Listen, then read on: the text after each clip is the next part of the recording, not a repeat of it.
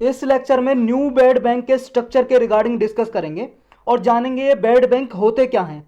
देखो, bed bank के बारे में ओवरव्यू अगर हम लें तो ये होते हैं, जैसे मान लो कोई बैंक है जिसने किसी आदमी को या कंपनी को लोन दिया और वो लोन भर नहीं पाया, तो वो लोन क्या बन जाता है, एनपीए बन जाता है, यानी कि नॉन परफॉर्मिंग असेट्स, या उसे बेड असेट्स भी बोलते हैं या फिर स्टेट्स असेट भी बोलते हैं, स्टेट्स लोन असेट्स या स्टेट्स असेट्स भी बोलते हैं।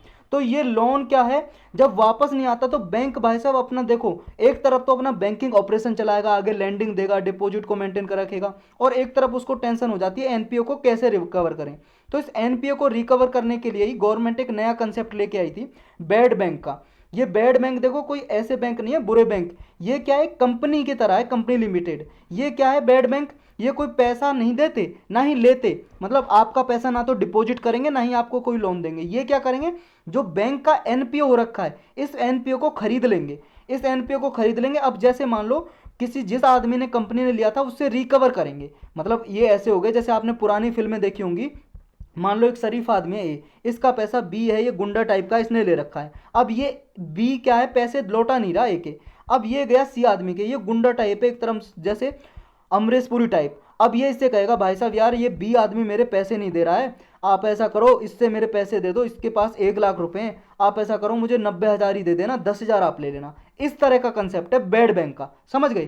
तो ये पूरा डिटेल में पढ़ते हैं, ये तो आपको ऐसे समझ में आया है। अब एग्जाम के लिए, प्रीलिम्स और मेंस के लिए कैसे आप इसे यूज कर सकते हो। देखो, रिसेंटली नया एक स्ट्रक्चर बनाया बेड बैंक का, जो पहले एक स्ट्रक्चर था उससे बिल्कुल थोड़ा अलग बनाया, एडिशन किया है, वो क्या है वो डिस्कस करेंगे। लास्ट में बेड बैंक की डेफिनेशन और क्या स्टार्टिंग में क्या गया था वो भी जानेंगे हम। तो स्टार्ट करते हैं पहले। रिसेंटली क्या हुआ, यूनियन कैबिनेट ने अप्रूव किया है 30,600 करोड़ का एक प्लान लाया है, गारंटी लेके आई है सिक्योरिटी रिसिप्ट के लिए। ये सिक्योरिटी रिसिप्ट क्या है इसके बारे में भी जानेंगे। देखो, इसे इश्यू करता है सिक्योरिटी रिसिप्ट को, मान लो बैंक को पैसा देना है तो पैसा नहीं दे पा रहा है, उसको रिसिप्ट दे देगा। जैसे मान लो किसी, आप दुकान पे गए, उसके पैसे रह गए, आपको रिसिप्ट दे देगा कि भाई साहब ये पैसे मैं आपको बाद में लौटा दूंगा। तो ऐसी रिसिप्ट होती है सिक्योरिटी रिसिप्ट, ये जारी करेंगी जो बेड बैंक होगा। बेड बैंक का नाम रखा है national asset reconstruction company limited. ये क्या करेगा, स्टेट्स लोन असेट है जो, यानी कि जो बैंक के पास एनपीए बना हुआ है, बेड लोन बना हुआ है, एनपीए बेड लोन्स, उसको खरीदेगा। उसके बदले में ये दे देगा security receipt, security receipt bank को, कि मैं आपको पैसा बाद में लौटाऊंगा जब रिकवर कर लूंगा। समझ रहे हो, ये अभी प्लान बनाया था, यूनियन कैबिनेट ने अप्रूव कर दिया इसको। पहले बजट में ये आया था कि हम ऐसा कोई प्लान लेके आएंगे, तो अभी ये अप्रूवल दे दिया यूनियन कैबिनेट ने। यूनियन कैबिनेट आप सब लोग जानते हो, वही काउंसिल ऑफ मिनिस्टर होते हैं, उसके ऊपर सबसे बड़े होते हैं कैबिनेट मिनिस्टर, जैसे home minister, finance minister, foreign minister, और वो हेड कौन करते हैं, प्राइम मिनिस्टर करते हैं उनको। तो ये 30,600 करोड़ का ये अभी गारंटी दिया सिक्योरिटी रिसिप्ट के लिए। तो जो NARCL है, इसका नाम याद रखना है, national asset reconstruction company limited. ये पार्ट होगा न्यू बेड बैंक स्ट्रक्चर का। ये हमारे जो बजट पास हुआ था इस साल का 2021 का, उसमें अनाउंस किया था गवर्नमेंट ने घोषणा कि इस तरह का हम सिस्टम लेके आएंगे, तो अभी ये बनाया है। तो ये क्या है, कैसे काम करेगा, इसको जानते हैं। न्यू बेड बैंक स्ट्रक्चर, देखो ये रिजोल्यूशन करेगा एनपीए का, नॉन परफॉर्मिंग असेट्स का, जो इंडियन बैंकिंग सेक्टर में होती है। एनपीए क्या होता है हमने जान लिया पहले ही, यानी कि ये गवर्नमेंट क्या, दो नई एंटिटी सेटअप करेगी। ये गवर्नमेंट, एक तो होगा जो स्टेट्स अटैच असेट्स होगी, मतलब जो भी मान लो बेड लोन्स होगा बैंक का, जो एनपीए होगा उसको खरीदेगा और फिर ये मार्केट में बेचा जाएगा। कैसे वो देखेंगे अभी हम। एनपीए क्या होगा ये तो हम जानते हैं, कोई भी लोन हो गया, ये एडवांसेस हो गया जो बैंक देती है, वो डिफॉल्ट हो जाता है या एरियर पेंडिंग में पड़ा रहता है, यानी कि कोई कंपनी लौटा नहीं पाती है, वो क्या बन जाता है, बेड लोन बन जाता है, यानी कि बेड असेट्स या एनपीए बन जाता है। तो ये NARCL क्या है, ये एक देखो, ये कंपनीज एक्ट में इनकॉर्पोरेटेड की गई है। एक कंपनीज एक्ट बना हुआ है ना हमारे देश में 2013 का, उसके द्वारा ये क्रिएट की है अभी गवर्नमेंट ने NARCL, यानी कि बेड, ये बेड बैंक ही है, इसका नाम है NARCL। यानी कि इसको लाइसेंस लेना पड़ा है किससे, आरबीआई से। आरबीआई ने इसके लिए लाइसेंस इशू किया है। और ये एक असेट रिकंस्ट्रक्शन कंपनी भी बोलते हैं इनको, असेट रिकंस्ट्रक्शन कंपनी, या बेड बेड बेड बैंक भी बोलते हैं, बेड बैंक या NARCL, ये नाम याद रखोगे आप। तो ये क्या करेंगे, बैंक के पास जाएंगे, बैंक से कहेंगे हाँ भैया बताओ आपकी प्रॉब्लम क्या है। बैंक कहेगा मेरी प्रॉब्लम ये है, ये ए नाम के आदमी ने इतना पैसा लिया है मुझसे 10 लाख करोड़ और ये लौटा नहीं रहा है। अब मैं बैंक चलाऊं, अपना लैंडिंग करूं, डिपॉजिट में काम अपना इन्वेस्ट करूं टाइम में, या फिर इससे लड़ूं जाके। अब ये कहेगा कोई बात नहीं भाई साहब, परेशान होने की बात नहीं है, मैं हूं ना NARCL, मेरा नाम NRACL है, बैड बैंक है। आप ऐसा करो, मुझे सारा ये आप जितना भी है ये सारी लिस्ट मुझे दो, किस आदमी से कितना पैसा लेना है। अब ये लेगा लगभग 2 लाख करोड़ रुपीज़ का ये जो स्टेट्स असेट्स है यानी कि NPA, बहुत सारे बैंक है उन सबके मिला के 2 लाख करोड़ का जो NPA है उसको खरीद लेगा डिफरेंट फेज में, एक बार में नहीं, बारी बारी से, कि पहले मैं आप मुझे 10,000 का ये दो काम, 10,000 करोड़ का, फिर और 10,000, 20,000 करोड़, ऐसे डिफरेंट फेज में खरीदेगा इससे। अब ये जो पब्लिक सेक्टर बैंक होंगे ये, इनके पास देखो इस NARCL में भागीदारी होगी 1% की, यानी कि जो पब्लिक सेक्टर बैंक का ये नया बेड बैंक बनाया है NARCL, ये इसमें भी क्या है, NARCL जो बनाया है इसमें भी क्या है, जो पब्लिक सेक्टर बैंक है जैसे SBI है, मान लो जैसे ICI बैंक है, इनकी भागीदारी इसमें भी रहेगी बेड बैंक में भी। यानी कि जितना फायदा होगा, जैसे मान लो इस ये लेके आया ए आदमी का ये बकाया था बैंक पे, ये SBI बैंक पे मान लो ए आदमी ने लोन लिया, ये लौटा नहीं रहा है, 10,000 करोड़ है इस पे, ये कंपनी है, ये कंपनी। अब इस 10,000 करोड़ में जैसे मान लो जितने रिकवर करेगा ये, यानी कि जितना इसको प्रॉफिट होगा बेड बैंक को NARCL, यानी कि जो बेड बैंक है इसको जितना प्रॉफिट होगा 51% खुद वो पब्लिक सेक्टर बैंक को मिलेगा। यानी कि भागीदारी किसको है, 51% की किसको है ओनरशिप, इसको।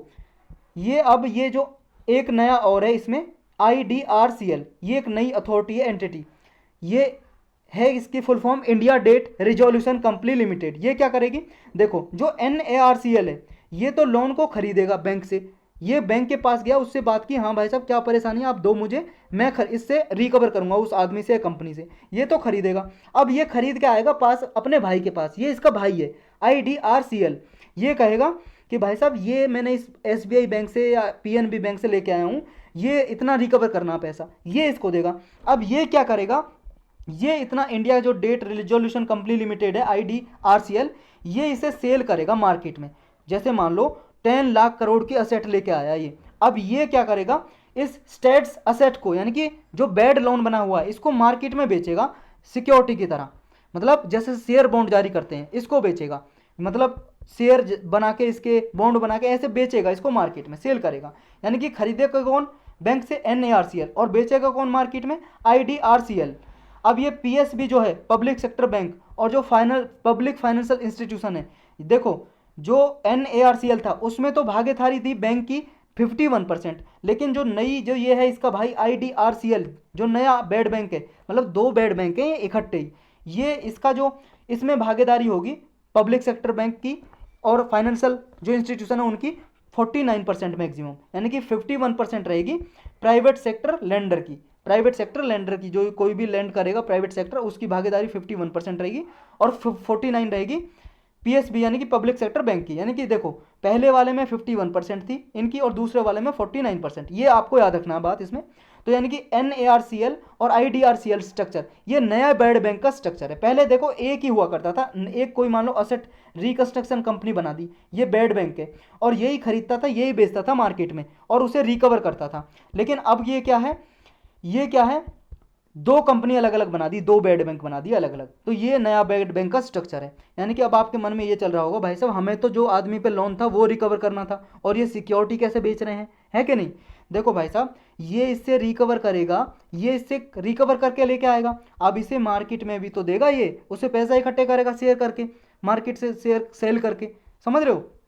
तो ये अभी जो NARCL और जो IDCR का स्ट्रक्चर है और कैसे काम करेगा, देखो एग्जिस्टिंग जैसे ARC हैं जो अभी के बेड बैंक है, जो अभी के असेट रिकंस्ट्रक्शन कंपनी भी जिनको बोलते हैं, वो क्या है बैंक से लेते हैं स्मॉलर वैल्यू लोन्स लेते हैं, मतलब जैसे किसी की कम वैल्यू 1,000 करोड़ की है या 500 करोड़ की है, वो कम वैल्यू लेते हैं। यानी कि जो इंसॉल्वेंसी बैंक करप्सी कोड बनाया था 2016 में, जो भी बैंक मान लो दिवालिया होने वाले हैं, इनकी मतलब इनके पास पैसा नहीं बचा है, उनके लोन खरीदे इन बेड लोन्स ने, और इनके रिकवर कराने के लिए ये प्लान बनाया, एक एक्ट लेके आए, लॉ लेके आए गवर्नमेंट 2016 में, इंसॉल्वेंसी बैंकरप्सी कोड। इसके जरिए ये asset reconstruction company smaller value loans लेती थी, मतलब छोटा लोन्स लेती थी, लेकिन अभी भी ये खास तौर पे जो लार्ज लोन हुआ करता था उससे डील नहीं कर पा रही थी जो पहले बेड बैंक बने हुए थे।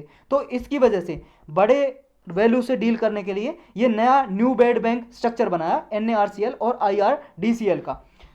अब ये वर्क कैसे करेगा भाई साहब, और कैसे गारंटी ऑफर करेगा? देखो काम ऐसे करेगा, पहले तो NARCL परचेज करेगा बेड लोन्स को बैंक से। अब ये पहले 50% ये प्राइस दे देगा। जैसे मान लो इसका 10,000 करोड़ था इस ए कंपनी पे, और ये लौटा नहीं पा रहा SBI बैंक को। अब ये क्या करेगा, 10,000 करोड़ था उसका 15%, जैसे मान लो ए आदमी से 10,000 करोड़ का लोन लेना था लेकिन लौटा नहीं पा रहा। अब जो NARCL आ गया बेड बैंक, अब ये क्या करेगा, 10,000 करोड़ की सारे इसने इससे ले लिया। अब बैंक को फायदा ये होगा, बैंक अपनी जो बैलेंस शीट है, जो बैंक की बैलेंस शीट है उसमें से इस NPA को हटा देगा, क्योंकि ये तो NARCL को बेच दिया ना, अब बैंक की सीट में नहीं है, यानी कि बैंक के पास अब NPA नहीं है, यानी कि बैंक की कंडीशन जो सुधर गई है। समझ गए हो, बैंक की कंडीशन सुधर गई, क्योंकि अब सारी जिम्मेदारी इस बेड बैंक की है। अब ये बेड बैंक ने ले लिए। अब इसको देखो, इसके बदले में जितना रिकवर करेगा, ये 10,000 करोड़ का जैसे रिकवर करेगा जितना भी, उसका 15% तो तुरंत दे देगा ये NARCL। देखो ये 15% कैश में दे देगा, और बाकी का 85% सिक्योरिटी रिसिप्ट दे देगा। मतलब एक कागज़ दे दिया जिस पे लिखा सिक्योरिटी रिसिप्ट कि मैं आपको बाद में दूंगा, ये बाद में दूंगा। जब भी असेट, जैसे मान लो कंपनी की असेट वगैरह सेल करेगा, देखो कंपनी से कैसे रिकवर करेगा, ये जो ऊपर हम बात कर रहे थे मार्केट में सेल करेगा शेयर वगैरह, वो कैसे रिकवर करेगा?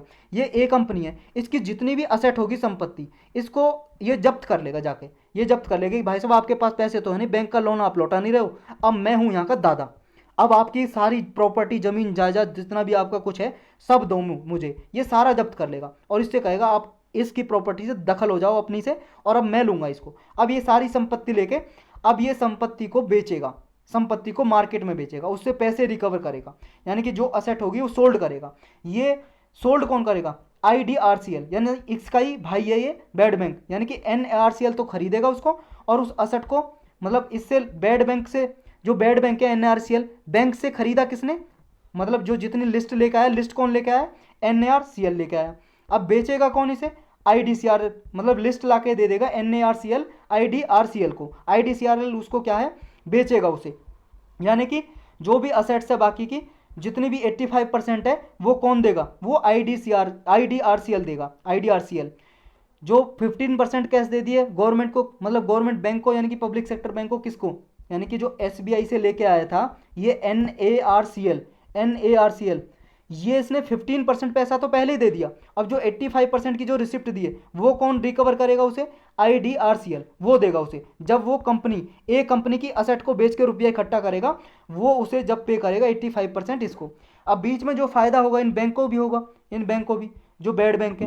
तो ये बेड बैंक है जो ये क्या है, अगर मान लो ये उस बेड लोन को रिकवर करने में सक्षम ही नहीं हो गए, यानी कि इस बेड बैंक, जो बेड बैंक था, इसकी एक कंपनी की जो असेट वगैरह से इतना पैसा रिकवर ही नहीं हुआ, यानी कि या फिर उन्हें लॉस हो गया सेल करने पे, इतना का सेल नहीं हुआ, तो उस लॉस को कौन भरपाई करेगा? गवर्नमेंट। भाई साहब शुरू में पढ़ा था ना, 30,600 करोड़ की गारंटी दी है, वो किस लिए दिए?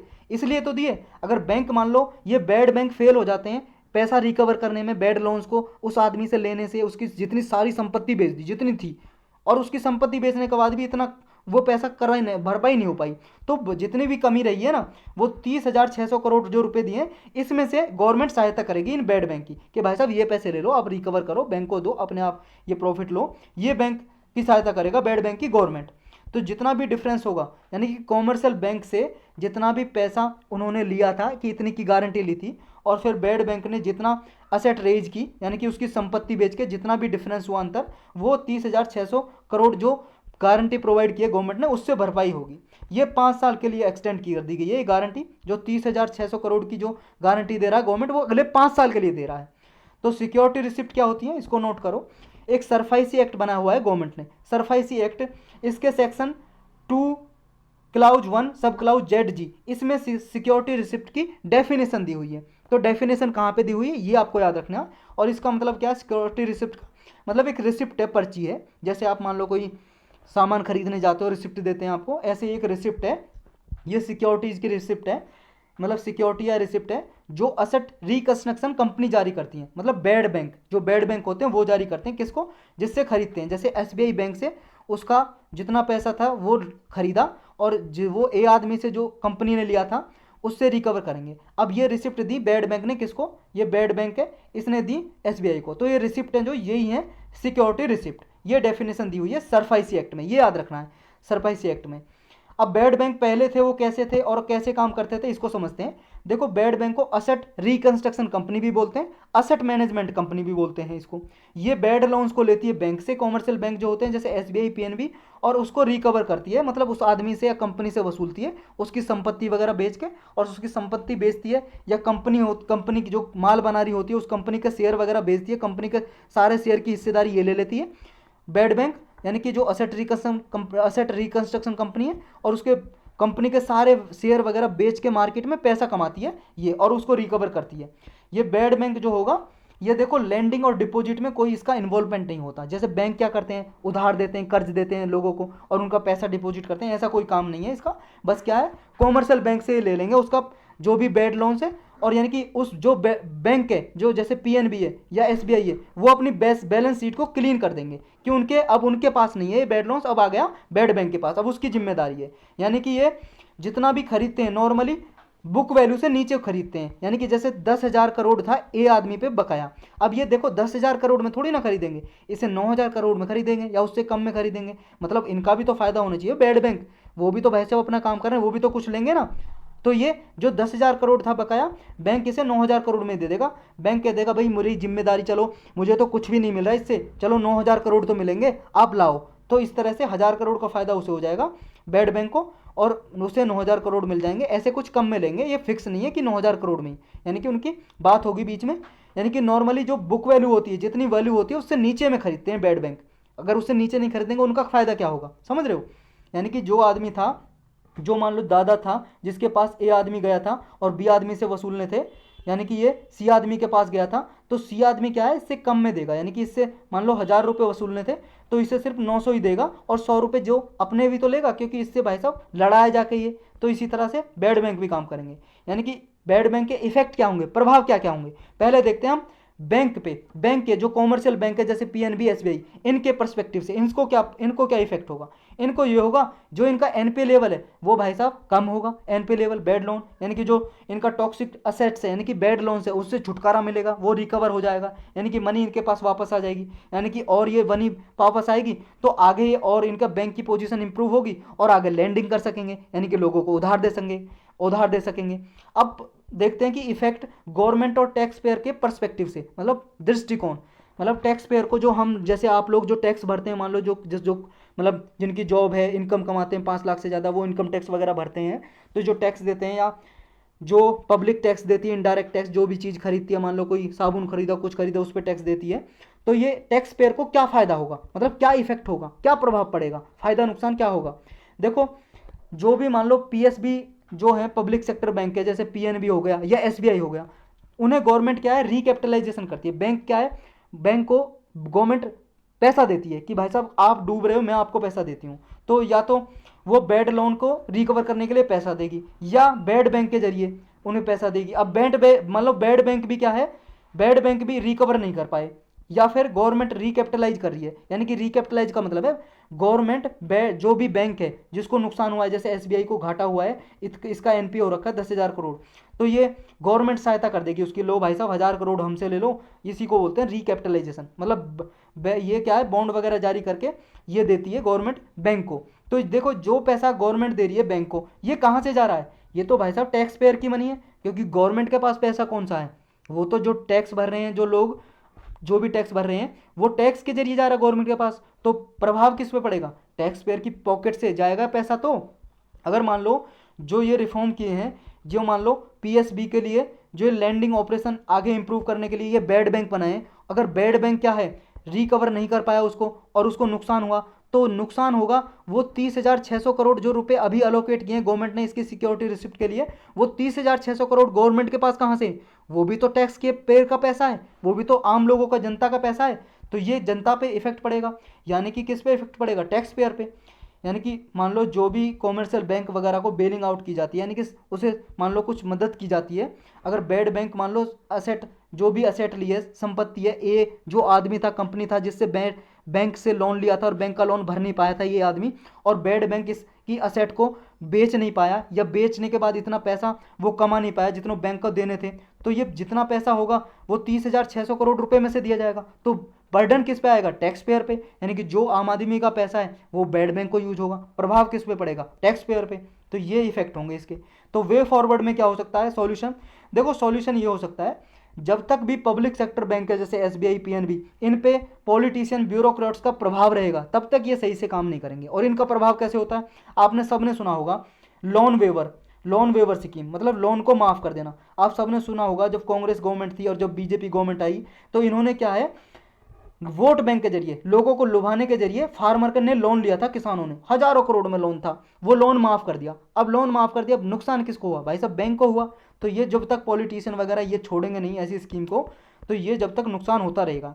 यानी कि जो बैड बैंक, देखो गुड आइडिया तो है, लेकिन जो स्ट्रक्चरल प्रॉब्लम है और जो स्ट्रक्चरल प्रॉब्लम है उनको सॉल्व करो, और जो रिफॉर्म अनाउंस किए हैं उनको बैंकिंग सिस्टम के अकॉर्डिंग उनमें रिफॉर्म करो और लेके आओ। तो यही है भाई साहब इस लेक्चर में बस